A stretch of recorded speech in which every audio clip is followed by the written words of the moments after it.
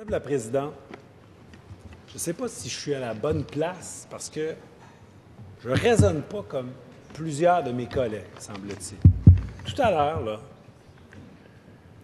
le député de Papineau nous a servi 10 minutes de n'importe quoi, de digression, d'accusation inutile.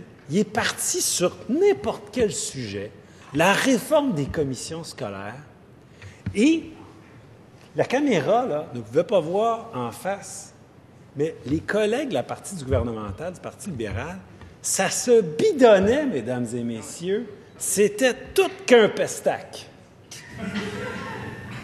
C'était pathétique. Je ne suis pas venu ici, j'ai pas mis ma face sur un poteau pour assister à un pestac, à savoir s'il y a quelqu'un qui va sortir la ligne assez drôle pour faire rire son ministre parce qu'il y a du temps à faire. Ça fait qu'il fait du temps. Mais il peut rester chez eux si c'est rien que pour faire du temps parce que ce qui se passe, c'est sérieux. C'est sérieux. On parle de notre système d'éducation. On parle des jeunes. J'ai donné des cas tantôt, je ne les ai pas inventés. J'ai lu des vrais témoignages, des vraies mamans qui parlaient de leurs vrais enfants qui n'ont pas de service cette année. Puis là, on a un député qui se lève, qui dit « Bon, bien, tant qu'à avoir du temps, faisons des blagues, puis essayons de faire rire les collègues. » C'est pathétique. Si c'est rien qu'à ça que ça sert juste à rien. On a besoin d'un ministre de l'Éducation puis d'un premier ministre qui mettent l'éducation en avant du reste.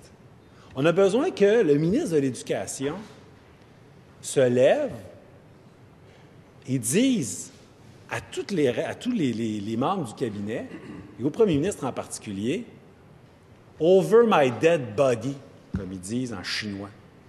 Vous ne couperez pas dans les services aux élèves. Il y a déjà eu un ministre de l'Éducation qui a fait ça.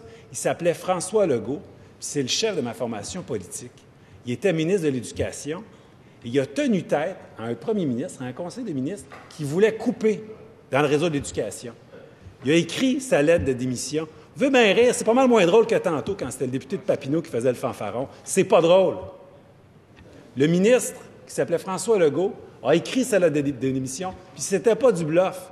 S'il y avait des coupures en éducation, il quittait la politique parce qu'il était allé en politique, pas parce qu'il cherchait un emploi, il était allé en politique parce qu'il y avait une mission. C'est une méchante différence.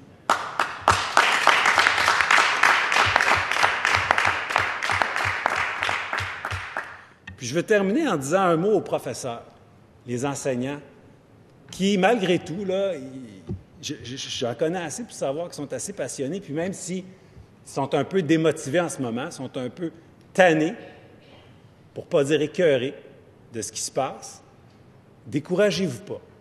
N'oubliez pas que quand vous allez à l'école, vous y allez pour les élèves, que ce soit du primaire, du secondaire, c'est pour eux autres que vous vous battez, puis que vous vous levez tous les jours, que vous préparez vos plans de cours, que vous les corrigez, que vous faites des appels aux parents. Demain, les élèves vont être encore là, puis il y a encore plus besoin de vous autres.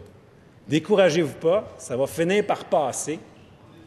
Peut-être que ce gouvernement-là va changer, mais sinon, on va changer de gouvernement. Merci. Bravo.